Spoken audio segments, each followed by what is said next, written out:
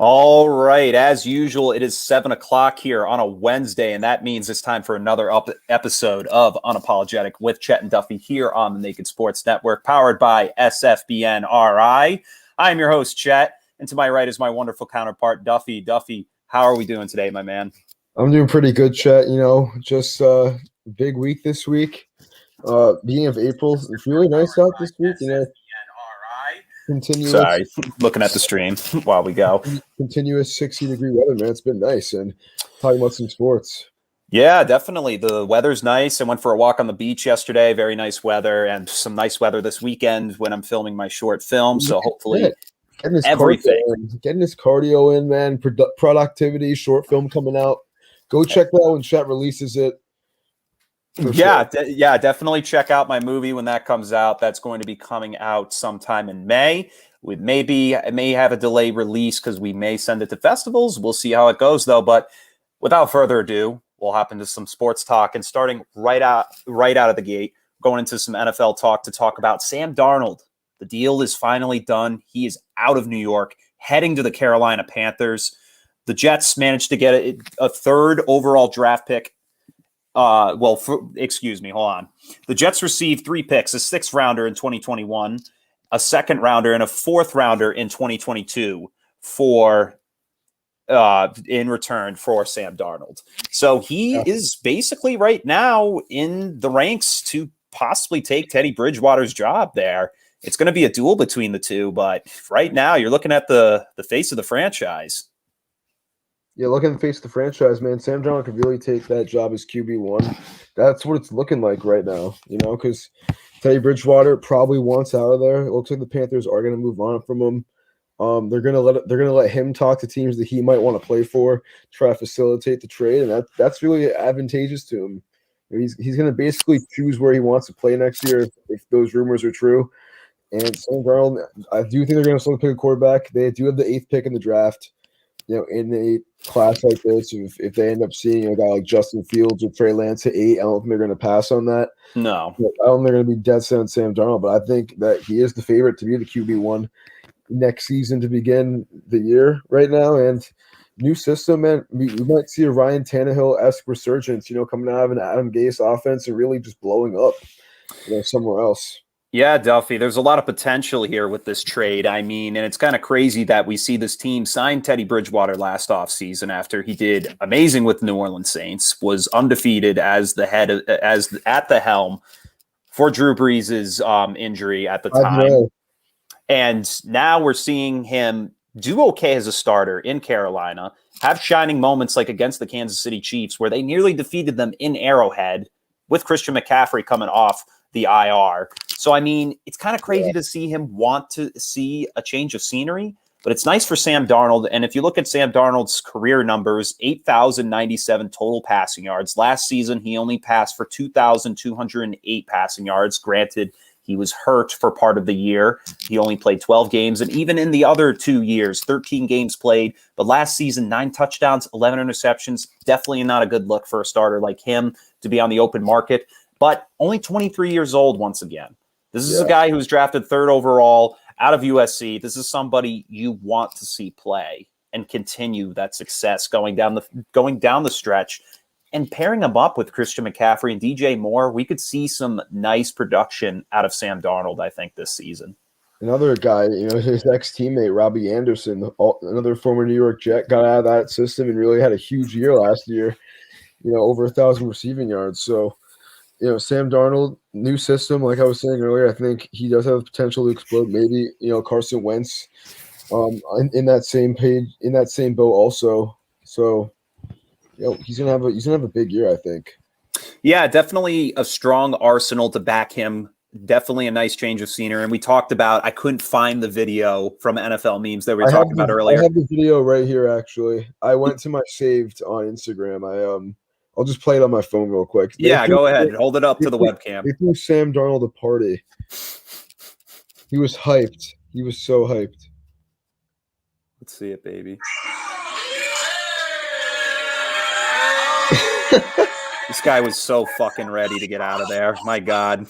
They threw him a fucking party with blue and black Carolina Panther balloons too. Listen, I man. mean, obviously it's Teddy Bridgewater. Listen, he's a solid quarterback. But at the end of the day, I saw a stat today: 0 for 6 on potential game-winning drives this year, and that's between 5-11 and 11-5, or even 10-6. So that Panthers team, they have a great personnel on offense. Obviously Christian McCaffrey, two great receivers on the outside, DJ Moore, Robbie Anderson, who at one point they led the league in for any duo and receiving yards on a single team. So this team is talented. Their defense really gonna come up next year. Jeremy Chin, who was defensive player of the year candidate, or defensive rookie of the year candidate, excuse me. He's gonna take another step too. They have pretty good pass rushers, and this is a pretty good team. So with Sam Darnold at the helm, are they going to be better than they were last year? Maybe, maybe not. But his talent has really been thwarted from what we've been able to see because he has been stuck in a bad offense. He has been playing in a bad system, which has been proven to, really mess up guys' careers and not put them on a good trajectory. Like Tannehill, like Kenyon Drake, like Robbie Anderson, like a lot of these guys who have played way better elsewhere. And I think Darnold, may join that club. Yeah. I mean, we all love to see rebirths in players' careers in the NFL. And I think we may see a rebound in Sam Darnold's career here in Carolina. I mean, he's basically coming to the end of a rookie contract. He's eventually going to be getting a deal done, and he could get it done here if he does it this season. Do I think the Carolina Panthers are going to make the playoffs in a competitive NFC South? I don't think so. I think they're definitely going to need some time to develop when you still have juggernauts like the Tampa Bay Buccaneers there. Even though you don't have Drew Brees, the New Orleans Saints, they're alive and well. They're going to be a team that's going to be bringing a lot of heat after you. I think the Panthers still have a long road to climb ahead, but I think we will see some shining moments out of Sam Darnold now that he actually has people around him to make his career productive. So that's the bottom line there with Sam Darnold. I think we will see him accelerate in a Carolina Panthers offense. One thing I want to say, though, about the Jets, they definitely won this trade, in my opinion. They got 3 picks from Sam Darnold, second round next year, which is going to be huge. Because the Panthers may not be good next year either, so they may have a pretty high second round pick next year, which could, be a Pro Bowl player, honestly. 4th round pick this year, or 6th round pick this year, and a 4th round pick next year also. So 3 picks for a guy who, was arguably a bottom 5 quarterback in the league last year. That's pretty impressive. So, Jets management, 21 draft picks this year and next year combined, they're really on the right track, and they're really putting the team on the road to a nice rebuild, on the road to a Miami Dolphins esque rebuild where they did build through the draft a lot, acquired a lot of draft picks, especially this year too, which is, even more impressive. So shout out to the Jets. They're looking to be on the right track, and they can really, cash in on, a few of these draft picks. They can build a good future and be competitive in the AFCs for a long time. Yeah, especially those first 2 rounders they got, first rounders they got from the Seattle Seahawks in that trade for Jamal Adams. I think the Jets really cashed in with getting value out of their players that they gave away, and they're just banking on what their front office can do. But knowing what the Jets front office is, for years we've seen it be absolute dog shit. So it's very hard for me to sit here. Terrible. It's horrible. It's horrid. So for me to sit here and tell you that the Jets are going to be better next season because of moves like this, I'm not going to do that, because the New York Jets have a track record of absolutely being complete dumpster fires every step of the way. For the Carolina Panthers, big steal here for them. They didn't really have to give up too much for Sam Darnold. I don't think he's a first rounder, obviously, but I mean, they definitely got some compensation to kind of. They got more than a lot of people thought they would have. Yes, for Sam Darnold, which was huge. But going a lot of insurance. Going back to the Jets, losing their quarterback, who arguably was the franchise at one point. So, are they going to be set on taking this guy Zach Wilson at number 2 in the draft? Is that what you think they're going to do, Chet? I think they have to, because Trevor Lawrence is going to go like that. And I mean, they really have no answer in their QB arsenal as of right now. Who are they going to go with? Joe Flacco? I'm pretty sure Joe Flacco's on the open market right now, or he actually might have got. He signed with the Eagles. Exactly. So you see Joe Flacco gone, and I don't even know who their 3rd stringer was. I remember they were going with a 3rd stringer. That's how much I don't give a shit about the Jets.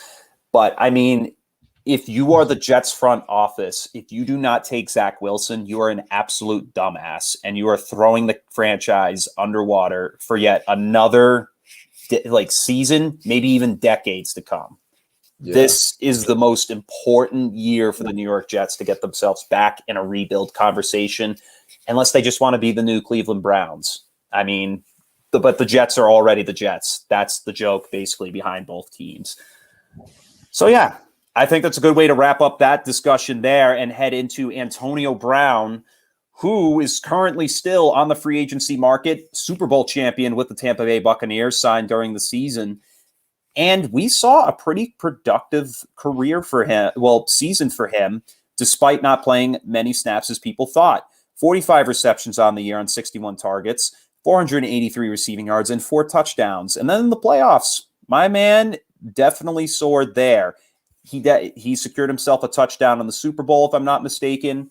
And the first half. And he was just a clear target for Tom Brady for the most part. So why not re-sign him? Why the fuck not? I mean, this guy is he looks so good from just what we saw in the playoffs and during the regular season. So for me right now, if I'm Tampa Bay, I'm putting all my resources together. I'm doing anything I can to get this man back. But for some reason, it's rumored they're lowballing him, which is a little interesting.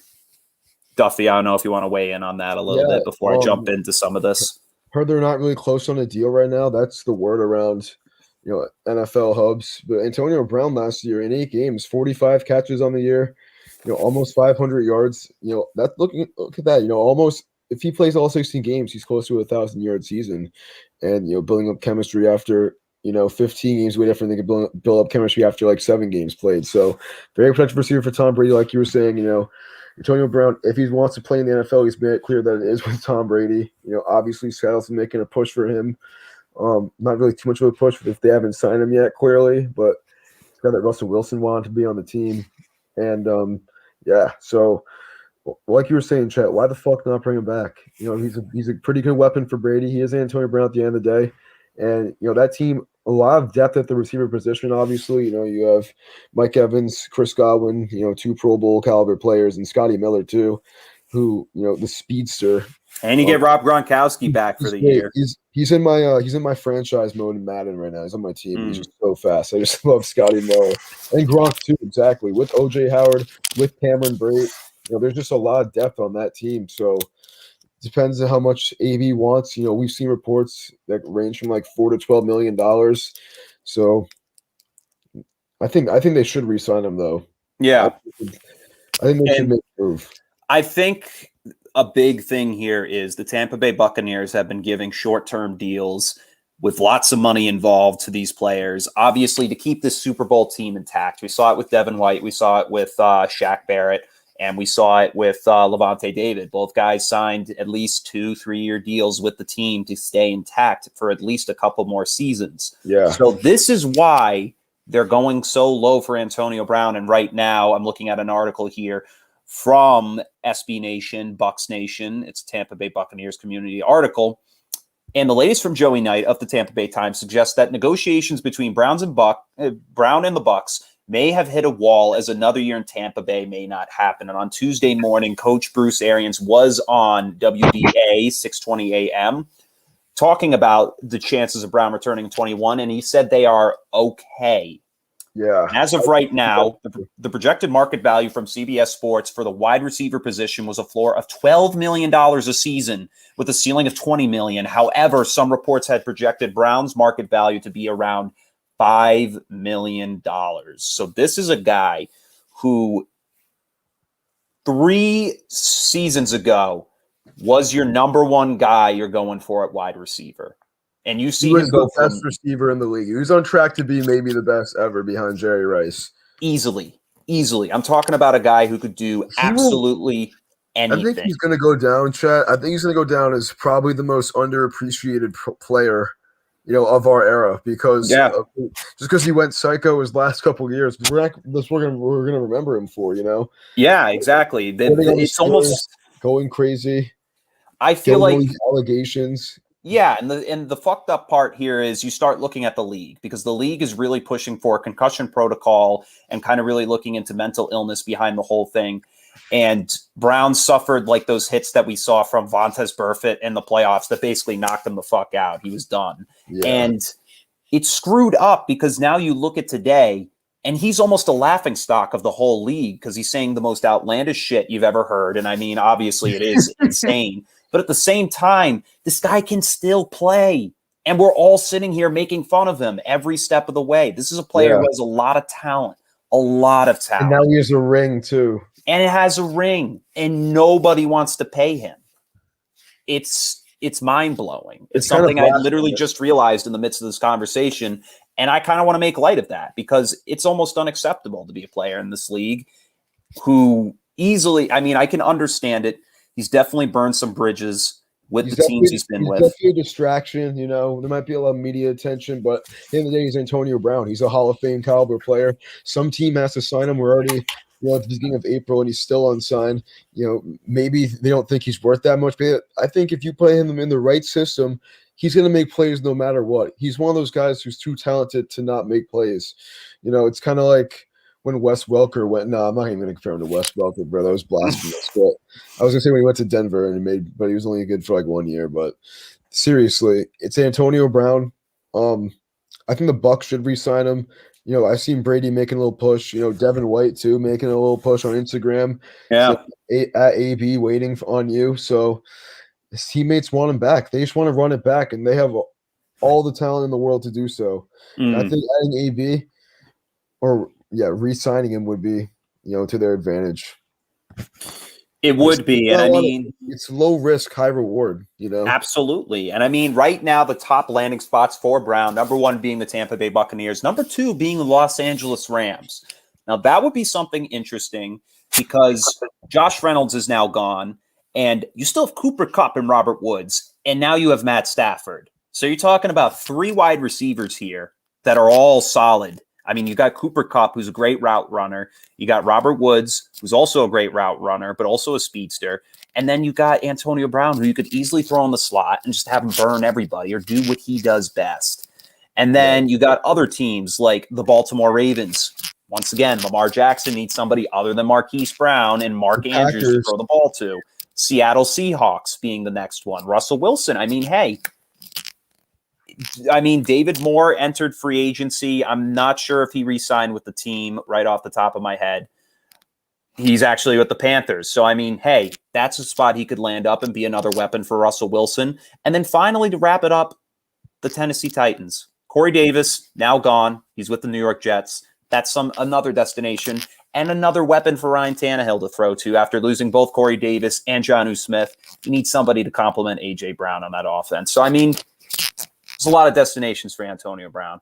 Yeah, and you look at a team too like the Green Bay Packers, who, that's a team that did re-sign Aaron Jones, and like we say every week, Chet, this could be the last year of their championship window. It's their last dance. So for me, at least, we're looking at Aaron Rodgers, who has stated that he does want more outside weapons on Green Bay Packers. He does want more receiving threats, and that's why it took so much slight to the Packers picking Jordan Love in the first round last year instead of someone who could help him out. And I think when you're looking at AB, put him with Aaron Rodgers, alongside Devontae Adams, that would be incredible. That would Packers would be the most fun team to watch in the league, honestly. Yeah, and I definitely want to hear from the audience on this too before we as we head into commercial break. Where do you think Antonio Brown's going to go? And do you think the Sam Darnold trade, was it a good deal? Do you think Carolina got what they needed out of that? And I mean, I think that's some good questions we tried to answer here, but I'd certainly love to hear the audience's opinion as well. But with that, we're going to head into a commercial break. And when we get back, we're going to talk some Boston Celtics and Boston Red Sox. A lot of Boston sports coming up here. Red Sox definitely got back on a hot streak after getting swept their first series around. But we'll touch upon that after these messages.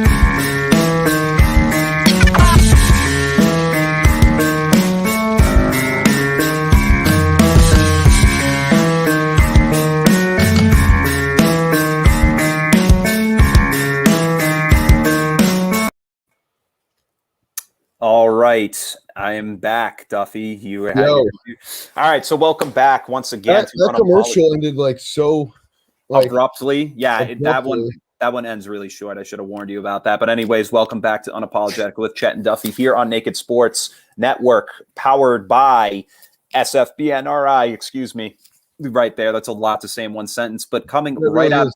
Imagine saying that 5 times fast. I don't want to First try part it. has to be all right. Anyways, looking at the Boston Red Sox. Last week, we didn't really get to talk much about them. Their game was canceled due to rain, which is very weird because it never ended up raining in Boston.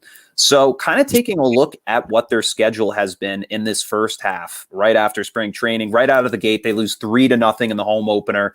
Nathan Eovaldi handed the loss, and then 4-2 the next day, 11-3 following that. And then they go to Tampa, and then they bring Tampa Bay in. And Tampa Bay, the first game, they win 11-2. And then 6-5 in 12 innings. That was a huge victory. And then 9-2 today at 110. Nathan Eovaldi coming around again, getting himself the win. Now sitting at 1-1. Red Sox are trying to hold on right now until they can get pitchers like Chris Sale to come back, because that would be huge. And something to make note of is Eduardo Rodriguez will be taking the mound tomorrow in Baltimore against Matt Harvey and the Baltimore Orioles. So they definitely got a lot to build off of after getting a sweep, after being swept. For sure. Excellent pitching. Nathan Eovaldi, 7 innings pitched yesterday and the victory. You had Nick Pavetti on Monday pitching 5 innings. Pavetta, excuse me, in that victory. So Red Sox all around, playing some decent ball, 3 straight wins, playing the Orioles, who they did get swept by in the first series of the year. They gotta, if they want to win these games, they just gotta come out hot. And they struggled to score runs those first few games. Only 5 runs combined that entire series for Boston. So, take the momentum you had from this Rays series, where you average over 8 runs a game throughout the series. Keep hitting hard, and just pile up the runs and get up early and start hot, because hitting is contagious, as we all know. Yeah, definitely. I have to agree with you right there. And kind of looking at Boston's stat line right now for bats, I mean, JD Martinez leading the team with a 440 batting average, 2 home runs, 11 RBIs. Crazy. 440. And he's definitely a guy who I was worried about coming into this season, because last season he had his moments where I was absolutely disgusted. But I mean, he's kind of proven himself once again to get back into my attention. And I mean, in that game over the Rays, it's just, they're on fire right now. This is what the bats need. And especially against a team that lost in the World Series, who was from their own division, that's going to be huge for them going down the stretch. And then looking at pitching, I mean, right now, Nathan Eovaldi secured himself the first win. Nick Pivetta, 0 ERA. That's really huge. Nathan Eovaldi leading the teams right now with 11 strikeouts and innings pitched, 12 in 1/3 innings here. It's just looking pretty good. Only 2 runs allowed under his pitching tenure for the first 2 games. So to kind of wrap this up in a bow, I mean, it's good that they're playing well against Tampa. Baltimore definitely has themselves some prospects that are coming up that have given the Red Sox problems in these first 3 games that they played against them. But definitely great job down the stretch here. And I expect them to continue the success going down the stretch. Hopefully, I mean, I don't see this team potentially making the playoffs. I think we will miss it. It's tough to say, though. It's going to be tough, especially with scarce amount of teams in the playoff bubble every year. But like you're saying, Chris, or Chet, excuse me, I slipped a government. Damn. Usually it's you saying my real first. I know. I'm really honing in on it today, this week. But yeah. But the Red Sox, they're going to come in this next series looking hot. JD Martinez, especially, 8 RBIs against the Rays in that series. Against some good bats, and they've been playing some pretty good offense. Like you were saying, get the pitchers back in the rotation. If once they get healthy, I think this team's going to be a force to be reckoned with. Like you were saying, Eduardo pitching. What is it tomorrow? Yeah, Eduardo Rodriguez will be pitching tomorrow. So. And they're going to be in Baltimore this time. in Baltimore. I mean, hey, Road Warriors, baby. Road Warriors, only going to Baltimore, best city in the world. Easy 3 victories for That's a Boston. joke. That's definitely a joke right there. No, there's some nice parts of Baltimore. It's a top 5 city. I mean, I went to Baltimore. I actually went to Camden Yards, easily the most beautiful ballpark I've ever seen. And I love Fenway to death. But Camden Yards, I would easily go again in a heartbeat. Beautiful, beautiful. It is. It really is. It's built, basically, it's kind of built like in the same place as an old mill that used to be in Baltimore. The building's huge. It's all renovated for their offices and everything. And the park itself, trees planted all over the place. And it's just a breath of fresh air. It's so modern, so nice. Probably one of the best ballparks. It kind of just like uplifts your day every time. It does. And even though I watched them play the Texas Rangers, I've said this before. I mean, we just walked around the ballpark and it was totally fine. I didn't feel like I was missing anything by walking around the whole place. Looking at the standings right now, New York Yankees leading the East at 3-2. I believe they are actually playing the Baltimore Orioles right now. And then in the Central, AL Central, Minnesota Twins at 4-2. There's no surprise there. A lot of talent from batters like Nelson Cruz being on that team, giving them a lot of production. And the Houston Astros, 5-1, still continue that consistency going into this year. LA Angels, they're on the come up here because you got people, you got people like Anthony Rendon on that team who signed from the Washington Nationals. Showtime. After the Nationals had won a World Series with him. He's going to bring a lot to the table for that team. And then the Philadelphia Phillies, not surprised they're in first place. The Washington Nationals and the New York Mets have had some problems with COVID as to why their teams have not played as much. And then Los Angeles Angels will be in the ALCS. I'm going to pretend you didn't say that, but continuing move $5. I have yet to see. $5? $5? See enough baseball to determine that. All right, I'll shake on $5 on the Angels not making the ALCS. Long-term bet. Long-term bet. We'll see if this will have to hold. Timestamp is 29 minutes and 35 seconds. We'll have to come back to that. On what's the date today? April 7th, 2020. 2021. 2021. Oh, shit. Come on, man. We're out of that year. Fuck that year. Fuck that year. That year was ass. And then looking at the NL Central, Cincinnati Reds leading that division. Cincinnati has since paid off gotten their prospects to the point and made some signings like Sonny Gray at pitching in the last few years that are really starting to become talented baseball players. St. Louis Cardinals, after getting Paul Goldschmidt, and now give me 1 second. This is a player I know. What's name? The Nationals? He was Cardinals third base. He's a third baseman. Nolan Arenado coming over from the Colorado Rockies and seeing the Rockies really take a dive because of his presence being forgotten there. And the St. Louis Cardinals are definitely a big favorite right now in terms of their bats. So they've got a huge arsenal coming into this season. And then when you look at the West, the NL West, LA Dodgers, the World Series champions of the league, sitting at 5-2, with the San Diego Padres sitting in second place at 4-2. San Diego, they have got what it takes to really make a push this year. I mean, just the talent from their prospects, they just look incredible. But the LA Dodgers, you got to give respect to that team. They got Machado now, right? Yeah, they've had Machado since last season. They're gonna make the NLCS.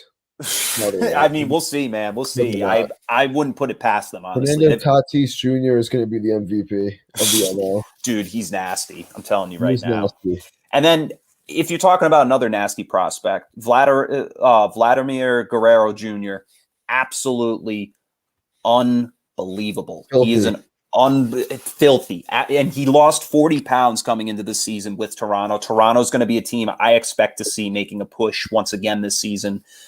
They've got what it takes, I think, and that's why it's going to be tough for Boston. But then when you look at LA, Mookie Betts being on that team still makes me so angry. I mean, just disgusting. It's disgusting to me.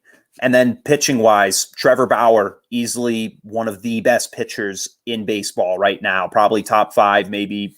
And then Clayton Kershaw being a really, obviously, we haven't seen him produce as well as he did in the past, but he did get a win last night, giving up only 1 earned run as opposed to playing the Rockies the first night and giving up 5 earned runs. And then looking at their bats, I mean, you still have Cody Bellinger, you have Mookie Betts, you have AJ Pollock, you have Justin Turner, Corey Seager, Max Muncy. This is a talented batting lineup, and I expect the Dodgers to once again be in the conversation for a World Series trip.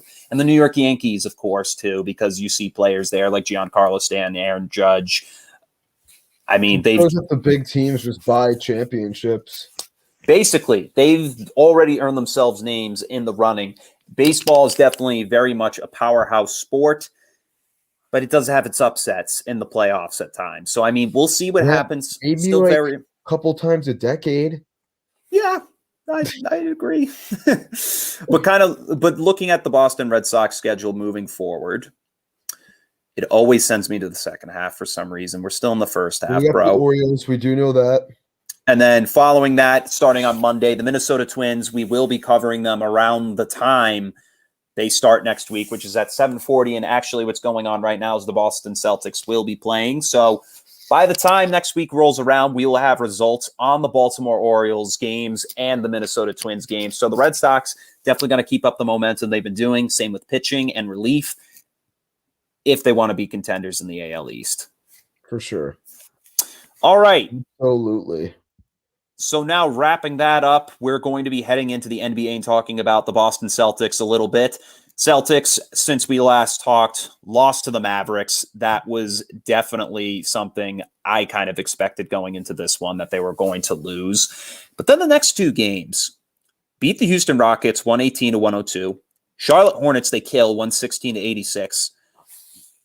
And then the 76ers, no surprise here, 106-96. They get the loss in that one. Played like shit once again. They just keep continuously play like shit. 25-26 right now, sitting at the 8th seed. They're still 2 games ahead of the Indiana Pacers in the Eastern Conference, with the New York Knicks tied with them right there in the middle.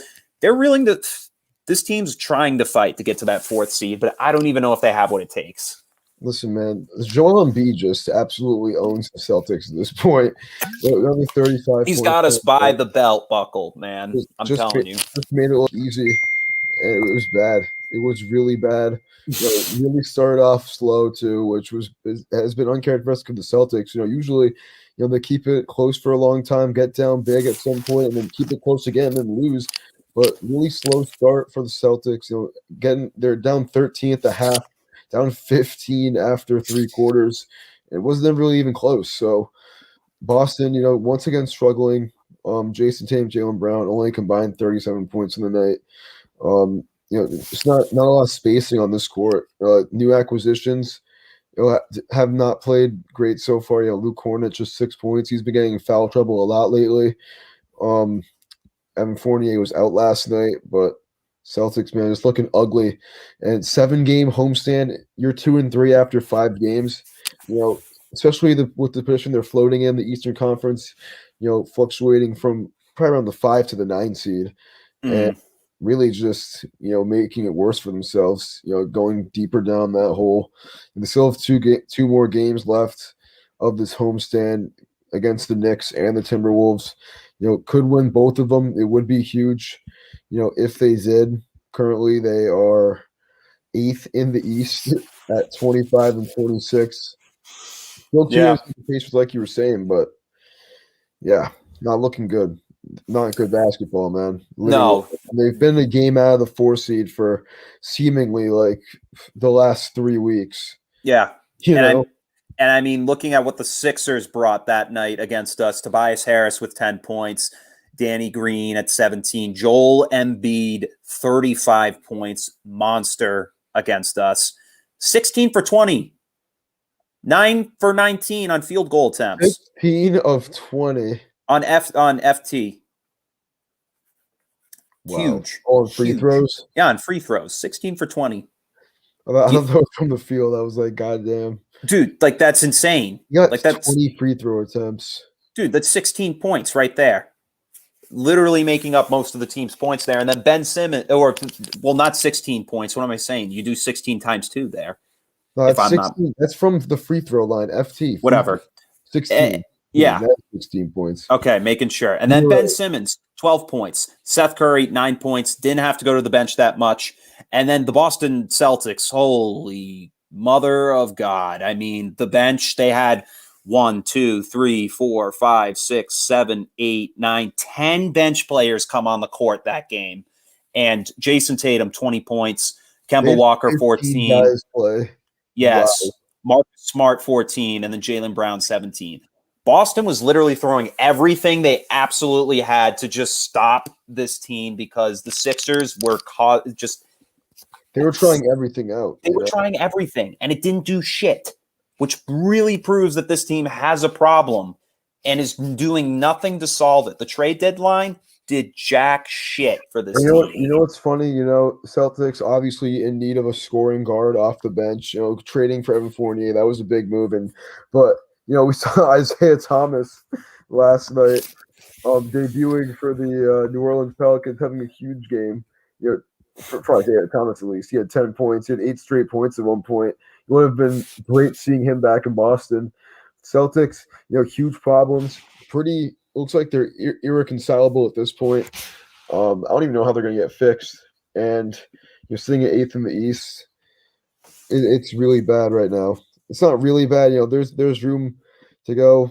You got up to 500. Some winnable games coming up. These next 2 games can put them over 500, if not, still a game under. But they have another tough road stretch in Denver, in Portland, in LA, and possibly with where they're playing, that could be 3 losses in a row. So if we're going to be honest, yeah, I mean, things just don't look well for this team as of right now. I mean, it's really tough for me to kind of speculate really what's going to happen this season because, I mean, it seems like more or less with the NBA, in my opinion, things really don't change that much, to be honest. I mean, Sixers are still on top at first place. Nets right there with them, tied for first as of this moment. It's only going to take one of them to really fall off to let the other get up on top, and then the rest is there. Utah Jazz really killing it. Phoenix Suns killing it. And we see the LA Lakers drop down to the 5th seed in the West. They're 6.5 games out of first place. Obviously, they didn't have LeBron James and Anthony Davis for a stretch, so they're still struggling there. But, I mean, these are teams that in the West would absolutely destroy teams in the East any day of the week, especially anything below the 3rd seed. Done. History. They're going to wreck them. Yeah. Not like any of those teams would make it to the finals at least, but maybe a team like the Heat who have finals experience. That's the only team I could see. And they lose in the finals too. But big news too. I don't know if you saw, but Kevin Durant is playing tonight for the first time in 23 games. Finally, that asshole gets off the bench. I can't activate him now. It's too late. What's that? Is he on your fantasy team? Yeah, he's been on my IR for literally over a month, maybe 2. And it's like, dude, 2 months, 23 games. That's at least 7. I've literally had everybody in my league come up to me and say, "What do you want for Durant?" And I'm like, "Bro, I literally can't get rid of him for what you're giving me because you're not offering me anything that's worth my time." Yeah. It's unbelievable. I mean, blasphemous, these trade offers. Not to shit on my competitors in that league, but I mean, for the most part, I mean, the only person I can say that sends me the worst trades imaginable is Azzy, and Azzy's going to be on here next week. I'm playing your brother this week in one of our leagues. Yeah, Azzy, if you are seeing this, you send the most god awful trades of all time. Get that shit out of here. I will not look at a single one until you fix that problem. Give me a trade that he sent you that was just disrespectful. I can't think of basketball, but in football, he was trying to convince me one time to take Ty Montgomery. Ty Montgomery. I forget what the player was for, but dude, he was talking him up. And for a moment, I sat there and actually contemplated taking the deal. And then I thought more, and I was like, fuck no, dude. I didn't take that deal. And then Ty Montgomery didn't do shit the rest of the season. Dude, if you accepted that trade, you would have been such a chump. Yeah, but I'm not. I've got a mind of my own. I know what's right for my team. Ty Montgomery. Dude, Ty Montgomery got awful. For fantasy basketball. probably for like a decent RB2. Yeah. Or maybe RB1. Maybe he was trying to jip you that bad. I don't know. I forget what he was. I'd be It might have been. that too, It though. might have been for LaShawn McCoy when he was still with the Bills. Not sure though. He was a solid RB1.5, I'd say. In Yeah. terms, he was reliable, Dude, he was. LaShawn McCoy. Let's give him the Oscar for the night. LaShawn McCoy, you get Chet's Oscar for the night. Enjoy it, my friend. You're gonna need it, McCoy, considering you're nothing but depth at this point. Like, have fun. He has 2 rings now. Think about that. It's funny. It's so funny. Like he has 2 rings. But yeah, my fantasy team in basketball, 4-9 right now. I'm literally trying to hold on for dear life to get into the playoffs. I don't think I have enough time though, considering 9. Yeah. Dude, my teams are I'm like 12-2 and like 11-2. Bro, I'm not a huge basketball guy. It's hard for me to sit here sometimes and check every day, and I haven't, dude. I've been checking ever since the All-Star break. I've been checking twice a week, and I'm still I usually set my lineup for the week, but I do like the players that I have on that team. It's just there are players on other teams that are really more productive than mine at this point. Yeah. Fucking LaShawn McCoy, my God, in the Bills uniform and everything. I think that's a good way to transition into a commercial break. But when we get back, we're going to talk about the NCAA. LaShawn McCoy is a Hall of Famer. He is the 3rd best running back of the 2010s. Peterson, Marshawn Lynch, LaShawn McCoy. That's no, I don't think that's a bold take in the slightest, but is he a Hall of Famer? Marshawn, because Marshawn did retire early. You could say LaShawn over Marshawn. Anyways, we're going to head to the commercial break, and when we get back, we're going to talk NCAA Championship between Baylor and Gonzaga.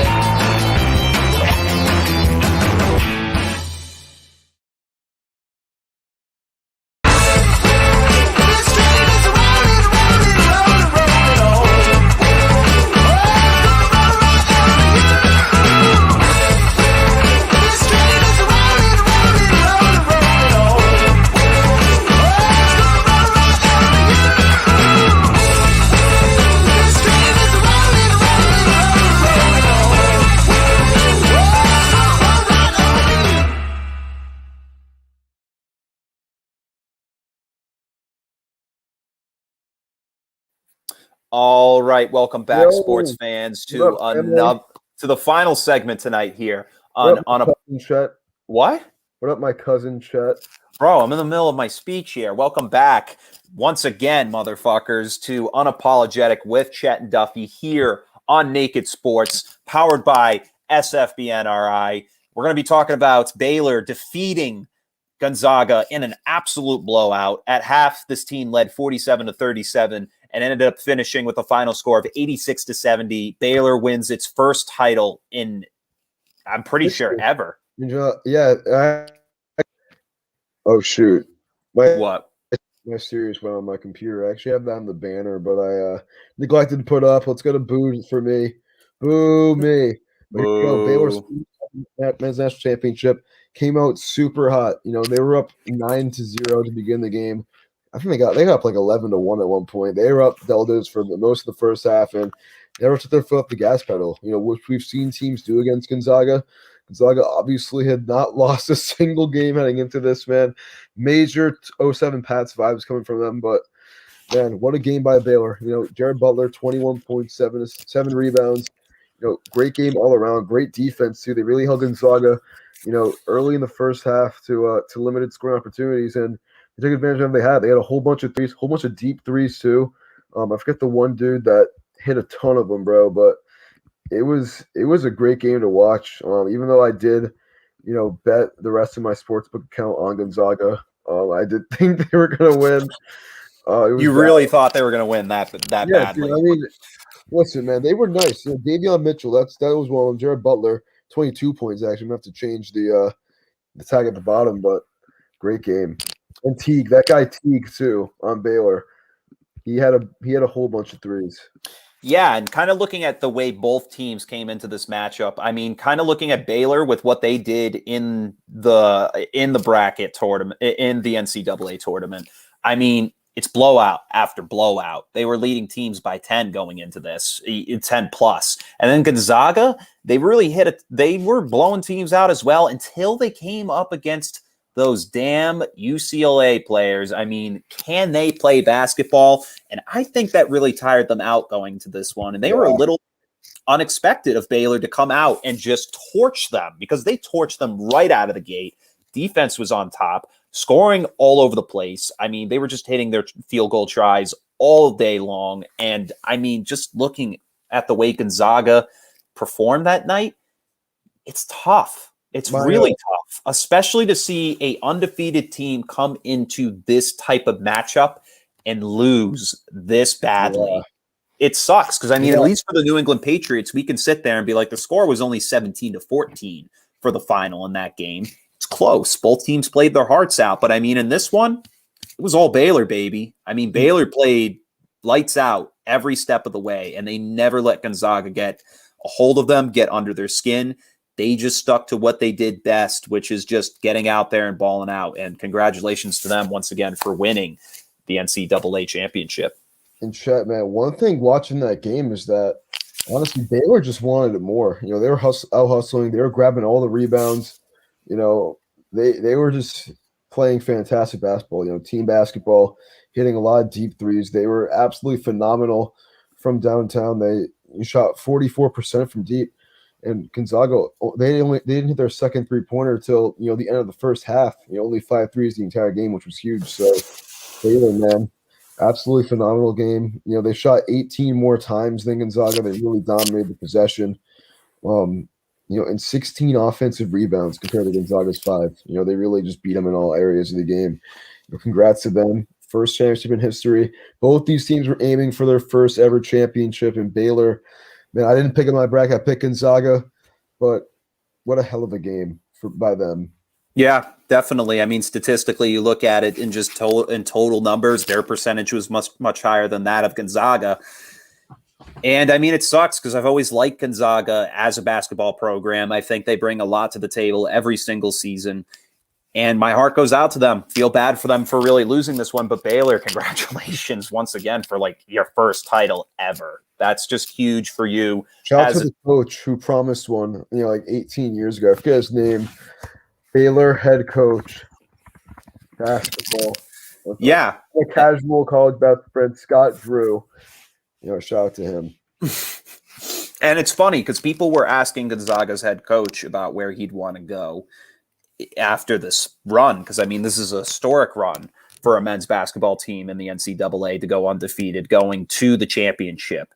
And, I mean, the guy was just fine with what he's doing. So it's like, I wonder if he's wondering about shipping off to the NBA after this tough loss. But, I mean, the Gonzaga coach? Yeah, I'm drawing a blank on his name right now. But Mark Few.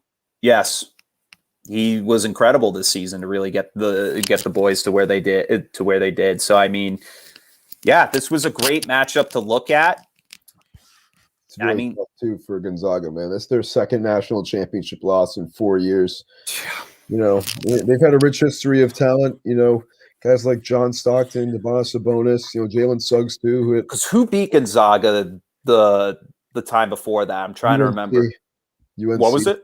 UNC. That's right. I was going to say UNC. It was either UNC or Villanova that was in my head. Yeah, that was 2017. They beat them. Yeah, that I remember that. I'm pretty sure I picked Gonzaga in that pool that year to win. This year, I think they only lost like 2 games that year too. You know. Yeah. They're a number 1 seed like every year. They're on the doorstep literally every single year. So, sorry, I was fixing my pant, but you know, really talented crew. You know, it sucks that they lost 30, especially at the record they were at. But you know, once again, you know, they just got outplayed, out hustled, and outperformed.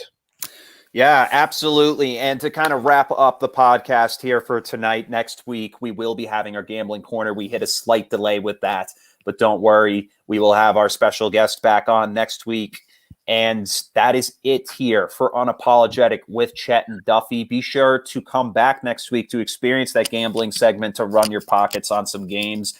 We've got I'm pretty sure our guy's going to have some good things to say about games in his pocket on what you should be placing bets on. So definitely come back for that next week. But until then, it has been a treat and a pleasure and an honor to come on this network week to week. And we thank all of you who support us every time we come on air, going into the comments, just even watching us. It's a treat for us to really get up here and talk what we love most, which is sports. But until then, this is Chet and Duffy signing off here from Unapologetic with Chet and Duffy on Naked Sports, powered by SFBNRI.